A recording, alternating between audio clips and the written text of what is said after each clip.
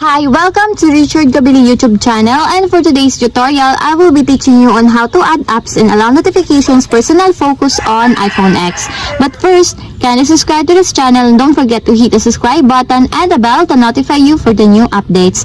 And let's start! Using your iPhone X from your home screen, first go to Settings. Then in the Settings, scroll down and click the Focus. Then in the Focus, choose the Personal. Then in the Personal Focus, click Apps under the Allow Notifications. Then after that, in the Notifications, you will see a positive sign under the Allow Notifications from, and all you have to do is click it to add the applications that you want. For example, I want to add GCash and FaceTime. Just click it until there's a check mark on the small circle. And if you're done, click Done.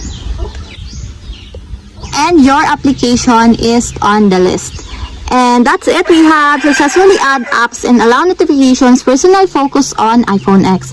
If you have a question, kindly comment down below and don't forget to hit the subscribe button and the bell to notify you for the new updates. And thank you for watching.